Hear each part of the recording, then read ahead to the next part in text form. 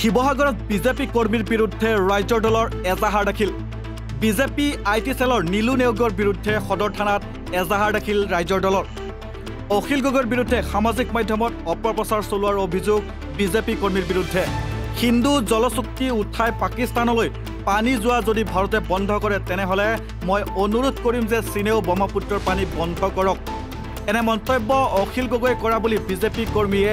ভুৱা প্ৰচাৰ চলোৱাৰ অভিযোগ উত্থাপন হৈছে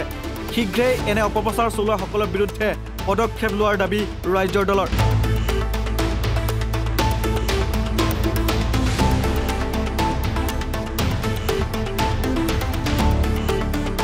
মই পুনৰ জনাইছো আপোনালোকক শিৱসাগৰত বিজেপি কৰ্মীৰ বিৰুদ্ধে ৰাজ্যৰ দলৰ এজাহাৰ দাখিল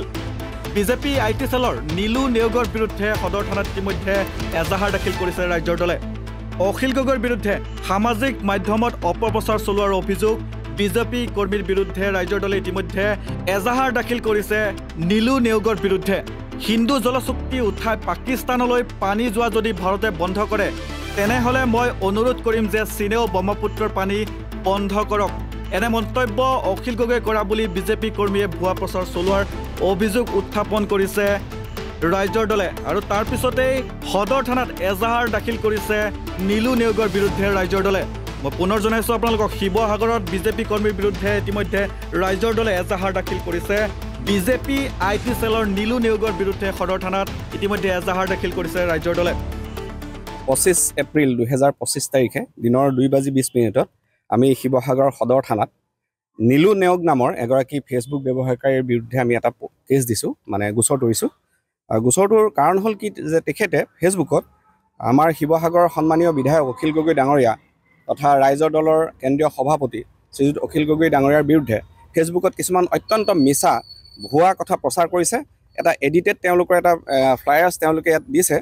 আৰু এই ক্ষেত্ৰত কেৱল নীলু নেওগেই নহয় আমি দেখিছোঁ বিভিন্নজনে ডিলিট কৰিছে তথাপিতো আমি পৰৱৰ্তী সময়ত আৰু বহু মানুহক এনেধৰণৰ যিবিলাক মিছা প্ৰচাৰ কৰিছে তেখেতসকলৰ বিৰুদ্ধে আমি আইনী ব্যৱস্থা ল'বলৈ বাধ্য হৈ পৰিম কি মিছা প্ৰচাৰ কি কৰিলেনো তেখেতসকলে এইটো আপোনাক মই বস্তু দেখাব পাৰিম মই লিখি দিছোঁ ইয়াত দিছে যে হিন্দু জলচুক্তি উঠাই পাকিস্তানলৈ পানী যোৱা যদি ভাৰতে বন্ধ কৰে তেন্তে মই অনুৰোধ কৰিম যে চীনেও ব্ৰহ্মপুত্ৰ পানী বন্ধ কৰক এই গোটেই কথাটোত আপোনালোকে চালেই দেখিব মই দেখুৱাই দিছোঁ এই পোষ্টটো এইটো নীলু নেওগে পোষ্ট কৰিছে কোনে কোৱা বুলি নহয় তেখেতে কৈছে তেখেতে তাৰ ওপৰত লিখিছে মই গোটেই বস্তুটো এয়া দেশদ্ৰোহ নহয়নে এজন বিধায়কৰ মুখত এয়া কেনে কথা দেশ এক হোৱাৰ পৰিস্থিতিটো অখিল গগৈ ডাঙৰীয়াই কিয় পাকিস্তানক সমৰ্থন কৰি আছে